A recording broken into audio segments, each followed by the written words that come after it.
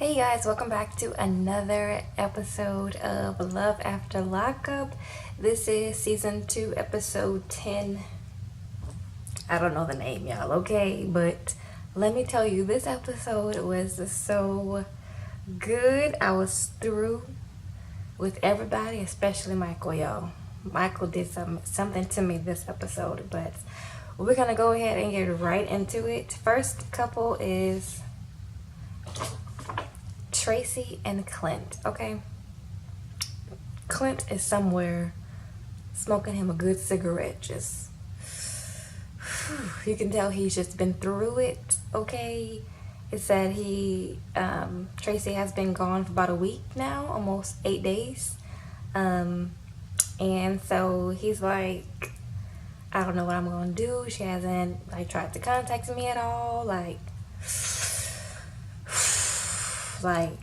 So he rolls up to the lawyer's office, okay, as his ex-wife suggested, right? And he's like, look, basically, my girlfriend is locked up and my wife is locked up, and I don't know which prison she's locked up in. And he's like, okay, hold on. Yeah, I'm calling to see if y'all got an inmate. Yeah, Tracy, beep. Tracy, that sounds familiar. She got out yesterday. What? And Clint's face. Clint was so surprised that his goddess then got out of prison and did not contact him. Tracy, why wasn't Clint the first person you called? You are this man's goddess. Okay? Clint is just beside himself. He's like, I don't understand. She's out and she didn't call me. And the lawyer's like, did she want to get married? Or did you force her to marry you? Or what's really going on? And Clint's like, no, she's the one that brought it up. So Tracy's gone, and the lawyer's like, look, you need to get this annulled, before it costs you more money, because when you get married, and I think they got married in the state of Texas, so basically what's his is hers and what's hers is his, including her debt. So she stole that car, so it's on Clint to pay it. That's all there is to it. And Clint's like, look, I ain't got that money. So Clint goes outside the lawyer's office and back on that cigarette, okay? He is like, look, I love me some goddess, but goddess, I ain't got $21,000 just to be, I don't have it. So, he might get it annulled. We don't know. I think that's all we see from him this episode. So, not too much from Clint. Okay. Next couple is Meghan, Michael, and Sarah. I should have saved them for last, but I have them second for some reason. So we're just going to go ahead and get started. So we open up their scenes with Meghan is still distraught at Niagara Falls. She is just still beside herself. She's like, look, it's been a couple days and he hasn't contacted me. And, I hope I didn't get him in trouble and whatnot. And it's just so miserable being by myself here now that he's not here. And I hate sleeping by myself now because it's just torture. You know what I'm saying? So, she's just going through it, okay? And we gotta feel bad for Meghan, okay? So then we cut to Michael in the car. And Michael seems like he just don't care about nothing, okay? Michael's in the car. He's like, I gotta get back because Sarah didn't acted like my PO called and I just can't take those chances, so I'm going back. So then we cut to Sarah, and Sarah is at her apartment and her friend is there. Her friend is like, look, this is all stupid, okay? This man don't like you. This man don't want you no more. Says, leave this man and go be happy with your daughter. And, by yourself, or if you want another man, girl, get you another man. This ain't it. But Sarah's like, look, he's my husband, I'm gonna keep complaining. And he hasn't been home in 2 days. And he hasn't contacted you in 2 days, girl. That's, I really felt bad for Sarah this episode. I feel for her because like she is a good person. She has a good heart.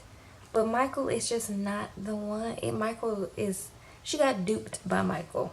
Like, Michael is not a good husband. None of that. He don't know how to be any of those things. Okay, he wants to be a husband, and he wants to have a girlfriend, and then he sometimes wants to have a girlfriend, and then he sometimes wants to be a husband. And then Sarah's like, she says that she is officially pregnant. Like, we got some inkling before, but now she's like, look, I'm pregnant. And she's like, I don't know how to tell him, but I am pregnant, and it's been hard. And so while we're still with Sarah and her scene, we get Michael just coming in the house like, dude, what's up? What's wrong with y'all? Girl, let me look in the fridge. Give me a little coat. Sit on the couch. Michael is just walking in the house like he hadn't been gone for 2 days. And of course Sarah's like, are you serious? So Sarah's like getting into it with him, and we see in the mirror, we can see the cameraman, and I'm like, cameraman, scoot a little bit so we can't see you. But we see the cameraman, and Sarah is just getting into it with Michael, and Michael is not giving her anything. He's just like, look, I don't know why you upset. You need to stop being upset, because it's making me kind of upset, and I don't like that. And rightfully Sarah's like, look, you don't care about me, you don't care about any of this, like, and the friend tries to intervene. He's like, and her friend tries to intervene and is like, hey, like, what is going on? And he's like, she always got a problem with everything. She got a problem with me wanting a girlfriend on the side and not being home for 2 days, and I don't like that. She needs to be more understanding. He didn't say the girlfriend part, but I'm just... And the friend is like, okay, I'm trying to be a good friend, but this is really none of my business, and I should be at my house. But she's like, I guess I'll just stay for a little while. And so Sarah is just kind of through with it, and Michael walks outside, and then Sarah follows him outside, and they have some more words. And you can see her breaking down because she has held him down and it seems like she's been a good mother to her daughter, and so she doesn't understand why Michael just doesn't care about her. But Michael just don't care, and that's just what it is. You just gotta move on because he just don't care, So she's breaking down again. She goes from outside. She walks back into the apartment and just kind of breaks down in front of her friend, and her friend's like, this is it, girl, you through. And they're like crying on the stairs, or Sarah's crying on the stairs, and then Michael comes up, and he kind of feels bad, so he's like, I'm gonna do something special for Sarah. He didn't say none of this, but I can tell in his face that's what he was thinking. He was like, I'm gonna do something special for her. And so he like, get up. That's what he tells Sarah. And that doesn't talk nice to the girl at all. Get up. And he just puts the ring he was supposed to give to Meghan on Sarah's finger. And the friend is like, this is my last straw right here, because Sarah like falls for it, and she's like, all in love with him again. And the friend is like, look, this not it. I'm going to my house. I'm hungry. Let me heat my food up. Let me go watch my TV, girl. This is not for me. I'm going to my house. Don't call me. Don't FaceTime me. Don't email me. Don't knock on my door. I'm done, right? And so, yeah, that's pretty much that whole scene. They get back together. Then we cut to Meghan. Meghan is just tired of being tired. And she's like, I'm going home. WeTV, y'all are really doing it big for Meghan. Y'all got a nice car to pick Meghan up at her hotel. The driver puts her luggage in and the trunk for her. A nice little car too. Like, y'all are spending some money. Okay, I see y'all. Okay, so Meghan gets a car to take her to the airport so that she can go back home. Apparently, we don't know for sure, but it seems like she's going back home. But they acting like she's just going to where Sarah and Michael is. But we're gonna see that next episode. So that's all Meghan, and she talks to her, I think her dad or her brother on the phone, and she's like, "I'm coming home," and they were like, "This early?" And she was like, "Yeah." And basically they was like, "Cause you stupid." That's basically, I summed up what he said, but that's pretty much what he meant, you know. And he was like, "Get off my phone," all that, basically. And that was the end of that. And then we cut to Sarah and Michael at the park with Aviana. And they, it seems like they're a nice, happy family all of a sudden. Michael still has a deadpan expression, as usual, okay? It's not gonna change. Happy or sad, he's still gonna look like this. That's all he gonna give you, okay? And so Sarah's explaining that, like, yeah, they did some things last night, and I was like, oh, okay. I don't wanna know. And Michael was like, she forced me to, she seduced me. Michael was failing this 007 mission that he started a couple episodes ago. He is the worst 007 agent. Oh, Lord. But anyway, she's like, Sarah's like, he doesn't want to talk about what happened for the past 2 days to anybody. And I'm just going to be like, you know what, whatever. Like, I don't care about what happened for the past 2 days. And we're happy now, and that's just what it is. And then Michael's like, we happy now, but I want to have my girlfriend too. And I want to have my daughter. I don't want to have Meghan. And Meghan don't understand that, and she don't want to let me have a girlfriend. And yeah. Bye, Michael. Bye. Okay. So that's it for Meghan, Michael, and Sarah. Then we cut to Matt and Kaitlyn. Okay, Kaitlyn has a job. Her friend got her a job at an accounting firm. Nice. She's with the realtor. They're looking at this nice apartment. Cute little apartment in Tacoma. And she's talking to the realtor. The realtor looks like he is just not used to this whole setup. He's like, so, where's your fiance at? And she's like, he's supposed to be here. He's supposed to be here. And the realtor's like, okay, you know he's coming. And Kaitlyn's like, he's had a couple of, not a lot of run-ins with the law. And is that gonna be a problem? And the realtor's just like, we can work. It's not a big deal. I like to give people a chance. Okay, so we gonna make this work. And then Kaitlyn's like, look, it's been a struggle trying to find an apartment with a felon, because a lot of apartments don't want felons. So basically, then we cut to the hot box, smoke box car with him and his friend from last episode, smoking and whatnot in that little white car. And they ride out to, their friend brings him to Tacoma, where Kaitlyn is looking at the apartment. And you can tell Matt is just nervous. Matt is nervous being on the outside. He is not used to having to deal with things, and he admits it too. He's like, look, I did not have to worry about any like apartment and rents and folding my clothes, and like, this is too much for me, okay? And so he gets into the apartment, and he's real cool with the realtor. He's like, hey, I'm Matt, what's up? And the realtor's like, okay, cool, like, on to the tour. And the realtor's giving the tour and whatnot, and Matt is just like,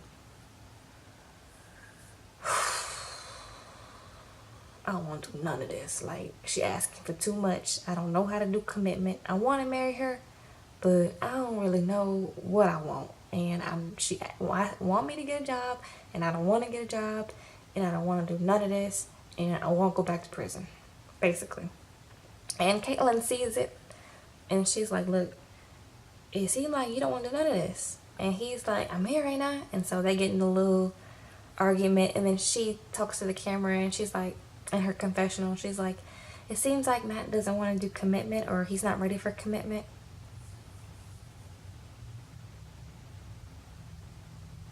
That man told you that, Kaitlyn. That man told you that. He said he was going to try not to be on meth, But he wasn't gonna make no promises to you. You knew this. You knew this, Kaitlyn. Girl, I cannot with you. And so Kaitlyn looks like she's fed up, but she's probably not. On to the next, okay? Then we get to Brittany and Marcelino. Brittany, I was rocking with you. I was rocking with you the past couple episodes, but I'm not rocking with you no more, okay? You did too much this episode for me, all right? Their scenes open up. Brittany, her and Marcelino are riding in the car, and they're talking about that Brittany has set up a meeting with Marcelino and Amanda. And Marcelino was like, I hope she know that you for me, you know, and she gonna be, you know, all, you know, Marcelino sayings, you know, we used to it. And Amanda, on the other hand, we cut to Amanda. She's at a nice little Moroccan restaurant, looking cute. She got a little makeup on. She prepared as if she was going to go out on a date, okay? Because Brittany didn't tell her that she was bringing Marcelino to meet up with Marcelino. Brittany thought this was going to, Amanda thought this was going to be a cute little date, okay? So she was looking cute. And so,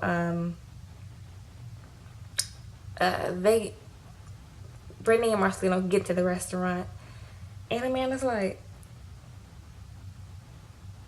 why is he here? Who is this? And Marcelino is just, you know, Marcelino, and he just is like, they're both looking at each other like, what you want? No, what you want? Like, they give me the same personality, okay? They both don't like each other. They're both very dominating, okay? They both want Brittany, and it's like a tug of war, and Brittany's in the middle, okay? And Brittany just wants both of them, you know. We see in this episode that Brittany is bisexual in the fullest extent. Like, she ain't really trying to be with Marcelino like that, and she ain't really trying to be with Amanda like that. She wants both of them. That's it. No other options. She planned this, okay? Brittany was wrong for that. You didn't let them know that you planned this, but I know you planned this, sis, okay? And so Amanda's like, what do you do? And Marcelino's like, what you do? And I was like, Marcelino, Amanda's trying to have a conversation with you, and you just throwing it back at her like, and Amanda's like, I just got to prison. Duh. Like, what's that? And so they're going back and forth, and Brittany is trying to explain to Amanda, like, that she still wants Amanda to be her friend, but not in a relationship type of way. And Amanda's like, well, I don't know. Like, I don't understand these timelines, because when I was in prison, we were together, and then you was with Marcelino, so the timelines don't add up. And Brittany was like, yes, they do. Shh. Shh. Drinking that wine, just they add up. They add up. She don't want to talk, but they catching Brittany up on this, okay? Brittany thinks she's cute, okay? She thinks that she can just maneuver this situation and nobody's going to ask the hard questions. Amanda came to ask the hard questions, okay? And so, and then Amanda drops a bombshell. She's like, we broke up in prison, but you had a couple of girlfriends after me. And Brittany was like, I played the fifth. I don't know what you're talking about. And so Marcelino's looking like, but she with me now. What happened on the inside is what happened on the inside, but we out. Stupid, basically. And so they go out, so that nothing really happened on the inside. They was going back and forth. They go outside because Brittany is like, I need a break, right? And Amanda follows her, and Marcelino just sits in there looking like, what, huh?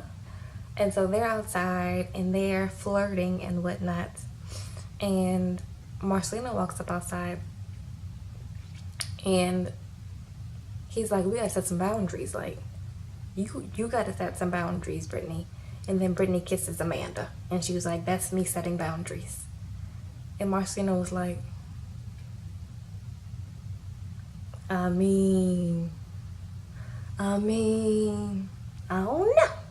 So Marcelino was like, he likes Brittany. So he's like she's like pulling them in. Slowly but surely. Like, all the things he said he wasn't going to do, Brittany's like, yeah, you can do them. You can do them. Okay? Let me have my friend with benefits. And then us be married. And that's big happy family, right? Big happy family. Amanda is not with it. Amanda gets up, she walks off, she's like, look, I'm done. She goes grab her purse, she's like, look, I'm done. Okay?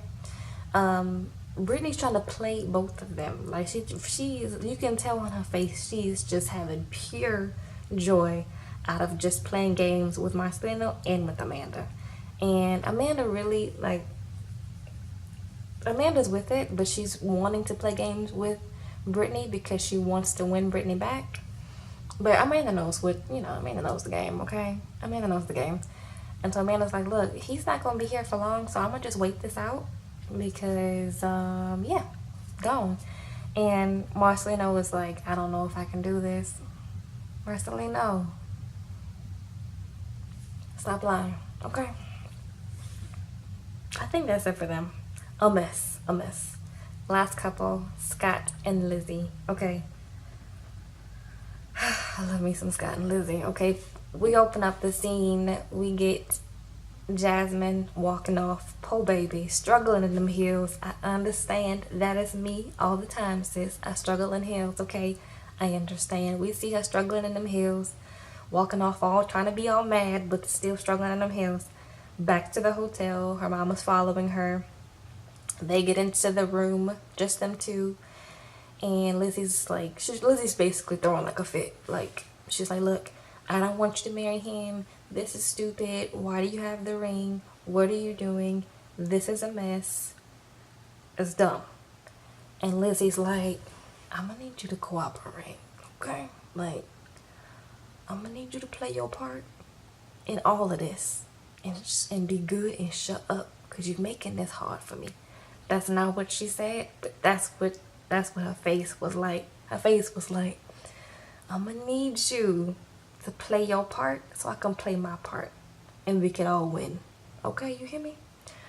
But she was like, Jasmine was like, do you love him? And she was like, yeah, I love him and I care about him, and you know, he was faithful to me, and so I owe that to him.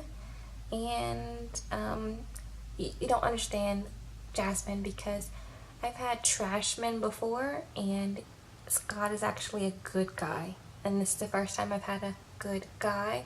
So, you know, I owe him this opportunity and a shot to make it work out, okay? And and Jasmine's like, no, that's stupid, mama. Shut up, okay? You know what? It's either me or him. Me or him. And she was like, you know what's gonna make me happy? If you take that ring off. And Lizzie looked at her ring like, girl, you a fool, okay? I ain't taking this off. But what she said was, you know what? The master manipulator, Lizzie is a master manipulator. She is good at her craft. She doesn't miss a beat. She was like, you know what? This ain't even an engagement ring. It's a promise ring. Call it what you want. Promise ring, I don't care. Doesn't matter to me. As long as everybody's happy. Okay?